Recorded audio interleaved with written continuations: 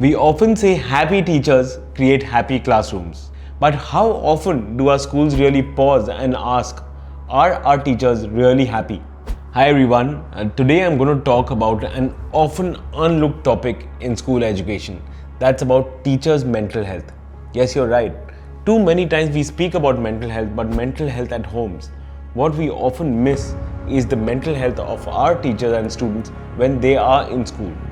Teacher mental health is increasingly important to recognize and to know for us to move ahead. And let me share with you a personal story.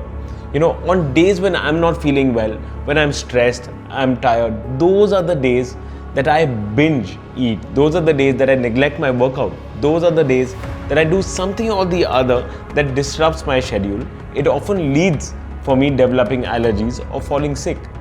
Imagine if I can do that, what happens to a teacher who doesn't have help and has to handle 40 children?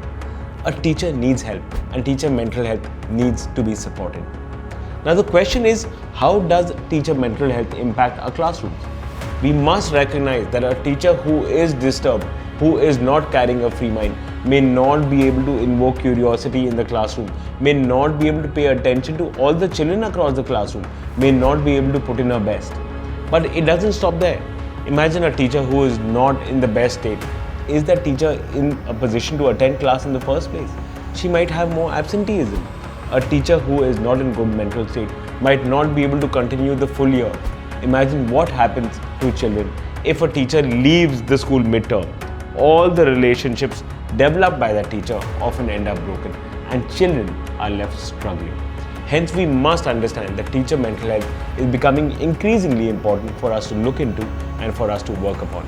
And there are some simple strategies that we can take to ensure that teacher mental health is adequately monitored. And for that, I want to give you a simple framework. So one question that may come up is, once we have understood that teacher mental health is important, how can we take action upon it?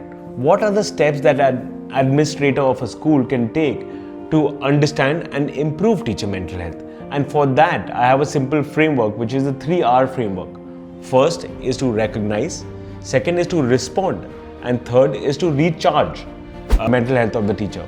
And for that, let's come down to the first part, right? How do we recognize the causes that are leading to increased stress or poor mental health among teachers? The number one cause for poor mental health is a toxic work culture. If the work environment for the teacher is not favorable, she is not going to really want to work in that environment and she is or he is going to be stressed out. A second cause could be personal problems. If I'm coming in, if I have health issues, I am going to be stressed out because, believe it or not, teaching in front of a classroom can be challenging and can be physically taxing. A third reason is too much work burden. As we know today, teachers have too many administrative tasks to perform over and above the teaching duties. They need to do corrections, they need to enter the marks, they need to submit data. So they have too many tasks, and a critical analysis of those tasks must be done to ensure that the workload of a teacher is well balanced. Another cause is that they could have periods of extremely high work. For example, when you have events in school or when you have annual days, those things can be at a time when a teacher has just too much of work for that short duration of period, and that needs to be evaluated. Sometimes we also need to budget some free time for our teachers. As we know, classes go on and on and on. A teacher doesn't have the leeway to sit out on a class and say, hey, today I'm not feeling well, or you know what, right now for 30 minutes I'm not feeling well and I would like to take a short break.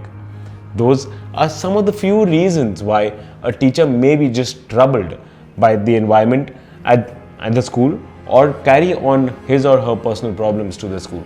And we need to recognize this and respond to this in a timely and effective manner. So let's start off by recognizing some of the ways in which a teacher has or carries stress to the classroom. One is maybe health issues. Second could be too much of workload, too much of administrative workload. Third could be events and functions at school. Remember, exams do cause stress to teachers as well. They need to not only set the exam paper, they need to correct it, they need to sort of ensure that a good quality paper is delivered to the students. Also, the work environment may just not be favorable to teachers. There can be too much of parental pressure, there can be parental criticism on the teachers. There's just so many ways in which teachers today are made to feel an environment of stress, and we must recognize this to start taking action on that. Now that we have recognized that teacher stress is really an issue, we need to find ways to respond to it, and there are just so many ways that we can respond in it. Firstly, have one-on-one or have an opportunity for teachers to speak back to you, to discuss their problems with you. Give them a forum to discuss this. Second, we need to ensure that we balance their workloads fairly. No teacher should be given too much of workload, whereas the others are given too little. We need to ensure that student behaviors are kept in control, because student behaviors can really damage or trouble our teachers. We must ensure that we have fair expectations from our teachers.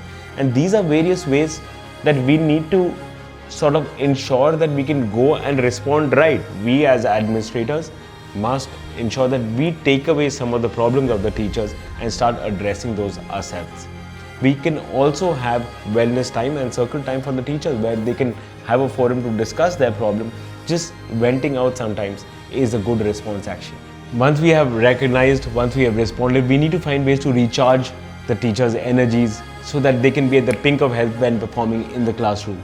Again, to do that, we can have various programs like fitness programs, health drills. We can have staff recognition programs to help our teachers. But over and above that, I feel schools must invest in infrastructure for teachers, and that could be in the space of better classrooms, better staff rooms, quiet spaces for teachers, better access to technology should they need to use it. These can just help reduce the administrative workloads of teachers and help them find ways so that they can recharge.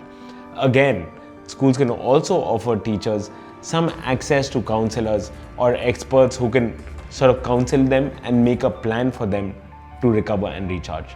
So let's not wait for our teachers to burn out. We need to take action now. If you'd like to have more information on this or frameworks, do DM me and I'll be happy to share those with you.